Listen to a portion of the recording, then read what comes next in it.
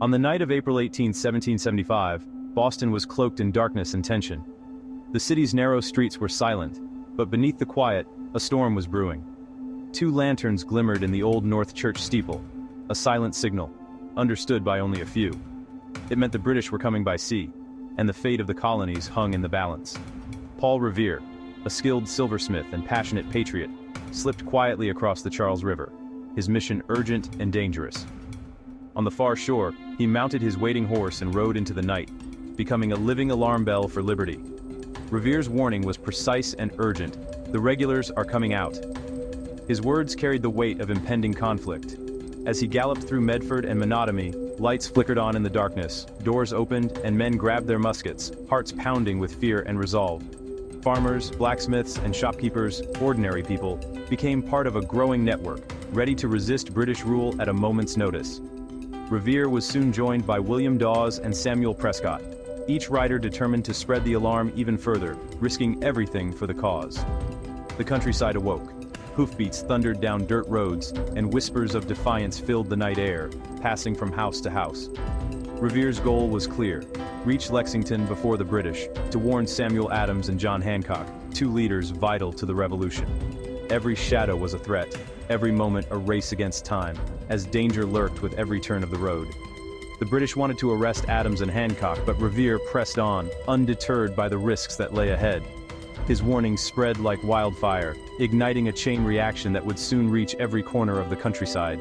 The ride was more than a message. It was the spark of a revolution, a call to arms that would not be silenced. By dawn, the whisper of resistance had become a shout, echoing from village to village as colonists gathered in defiance. The fate of a nation now rested on the courage and unity of its people, ordinary men and women standing together for freedom. The long, tense night was about to break into history, as the first light of day revealed a people ready to fight for their future. One man's midnight ride would echo for centuries, inspiring generations to come. The world was about to change forever, as the dawn of revolution arrived. The American Revolution was at the doorstep, and history was waiting to be written. Paul Revere's legendary midnight ride was not a sudden act of heroism, but the result of years of mounting colonial anger and frustration. After the costly French and Indian War, Britain looked to the colonies to pay its debts, first with the Sugar Act, then the hated Stamp Act, which taxed everything from sugar to legal documents. Outraged, colonists protested in the streets, rallying behind the cry, "No taxation without representation." Boycotts and secret groups like the Sons of Liberty forced Parliament to repeal some taxes, but new ones always followed, fueling resentment. Tensions exploded in 1770 with the Boston Massacre. British soldiers fired into a crowd of colonists, killing 5 and shocking the colonies. The Boston Tea Party in 1773 was open defiance. Patriots, disguised as Mohawk Indians, dumped British tea into the harbor under cover of darkness. Britain responded with the harsh, intolerable acts, punishing Massachusetts by closing Boston's port, imposing military rule, and restricting town meetings. Instead of crushing resistance, these acts united the colonies in outrage and determination. Support poured in for Boston. The First Continental Congress met in Philadelphia, bringing together delegates from across the colonies for the first time.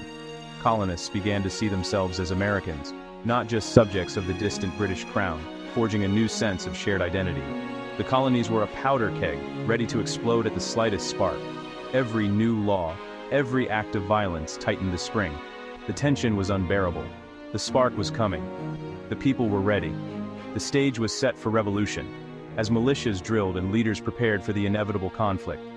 The world watched with anticipation as the colonies stood on the brink of something historic.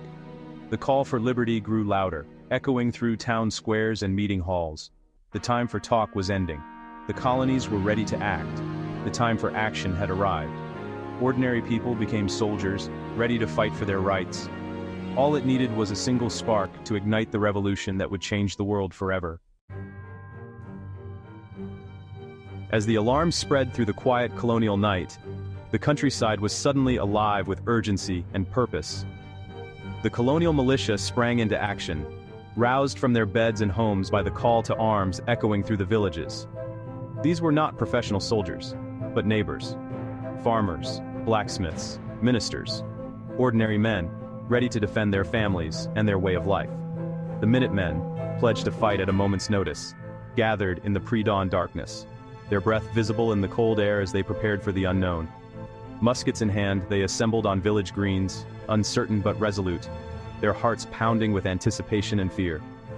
Meanwhile, 700 British regulars marched steadily toward Concord, determined to seize colonial weapons and assert their authority. Their commander, Lieutenant Colonel Smith, hoped for surprise, but the countryside was already awake and alert. The element of secrecy lost. Bells rang, signal guns fired, and the British found their path watched at every turn, the alarm spreading faster than they could march. The redcoats struggled through marshes and darkness, their march slow and tense, every step dogged by uncertainty and the threat of ambush. As they neared Lexington, they saw a small group of militia, just 80 men, led by Captain John Parker, standing firm in the early morning light. Parker, a farmer and veteran, knew his men couldn't win a pitched battle, but they could make a stand for their rights and their community. The militia's presence was a silent protest, a line drawn on their own green, a message that they would not yield without resistance. They waited, anxious and uncertain, gripping their muskets tightly, not knowing what the dawn would bring or who would fire the first shot. The world seemed to hold its breath, the stillness of the morning broken only by the distant sounds of marching feet.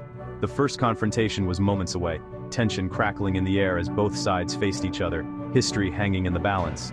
History was about to be made, and the world would never be the same after this fateful dawn.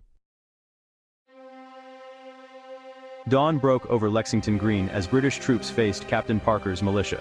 Parker's command was clear. Stand your ground, don't fire unless fired upon. The British, led by Major Pitcairn, ordered the colonists to disperse. Confusion reigned. Some militia backed away, others stood firm. Parker ordered his men to leave. But as they turned, a single shot rang out. No one knows who fired first. But chaos erupted. The redcoats unleashed a volley. Smoke and screams filled the air. 8 colonists fell dead, 10 more wounded, including Prince Estabrook, a black volunteer. The militia scattered. The British cheered, but the cost was high. The first blood of the revolution had been spilled. The British had won the green, but lost the peace. The war had begun, not with a declaration, but with a gunshot. The world would never be the same. The shot heard round the world echoed far beyond Lexington. Ordinary people had stood up to an empire. The revolution was real. The fight for liberty had begun. There was no turning back. After Lexington, the British pressed on to Concord. The colonists had hidden most of their supplies, but the redcoats searched and burned what they found. From a ridge, hundreds of militia watched smoke rise, fearing for their homes. Captain Isaac Davis led his men to confront the British at North Bridge. The militia advanced, outnumbering the British guards. The redcoats fired first, but this time, the colonists stood their ground. Major Buttrick gave the order. "Fire, for God's sake, fire!" The militia's volley killed 2 British soldiers, the rest fled in panic. For the first time, colonists had forced the world's greatest army to retreat. The psychological impact was enormous. The tide had turned, the hunters became the hunted. Emerson would call it, the shot heard round the world. The revolution had its first victory. The people had proven their resolve. The fight for freedom was underway. The British retreat from Concord became a nightmare. The element of surprise was gone. Militia swarmed from every direction. The redcoats marched 16 miles under relentless fire from behind walls, trees, and barns. The disciplined column dissolved into chaos, exhausted, wounded, and terrified. At Menotomy, fighting turned brutal, house to house. The British left their dead and wounded behind as order broke down. Thousands of colonists joined the fight, turning the retreat into a rout. Only the arrival of Lord Percy's reinforcements and cannons saved the British from destruction. Even then, the attacks continued all the way to Charlestown. By day's end, the British had reached safety, but at a terrible cost. The colonists had shown their strength and resolve. The world's greatest army had been humbled. The road to Boston was stained with blood. The revolution was now unstoppable. The day had changed everything. The courage of April 19th wasn't limited to the battlefield. Women kept farms running, made musket balls, and sewed supplies, vital to the resistance. In Pepperell, women disguised as men captured a loyalist messenger, showing fierce resolve. Black colonists like Prince Estabrook and Cato Smith fought for liberty, their motivations complex, but their bravery clear. Even the elderly, like Mother Batherick, captured British soldiers. The fight for freedom included everyone: farmers, wives, enslaved men. Their acts, large and small, shaped the revolution. The struggle for liberty was intertwined with the struggle for justice. Ordinary people made extraordinary choices.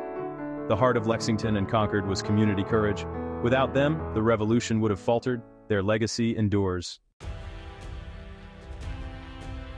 The battle's aftermath was chaos, but the message was clear. The revolution had begun. British losses were heavy. The colonists had prevailed. News of the fighting spread rapidly, uniting the colonies. Thousands of militias surrounded Boston, beginning the siege. The Second Continental Congress met, forming the Continental Army and naming George Washington commander. The world watched as ordinary people challenged a mighty empire. In Europe, the American cause inspired hope and debate. The shot heard round the world was now a political reality. The war would last years, leading to independence and a new nation. It all began with a stand on a village green and a bridge. The fight for liberty had become a global struggle. The United States was born from that spark. Over 250 years later, the story of Lexington and Concord still resonates. The men and women of that day were ordinary people, not superheroes. They risked everything for the right to govern themselves. Their courage was acting despite fear, leaving farms, forges, and families to answer the call. The legacy is the belief in government by consent, and the ideal of the citizen soldier. Yet, the story is complex. Liberty for some, denied to others. The struggle to fulfill the ideals of 1775 continues. History is made by ordinary people who choose to act. The future is shaped by our choices, big and small. The defense of liberty is every generation's responsibility. It all began with a whisper, a midnight ride, and a stand for freedom. The story endures, inspiring us still.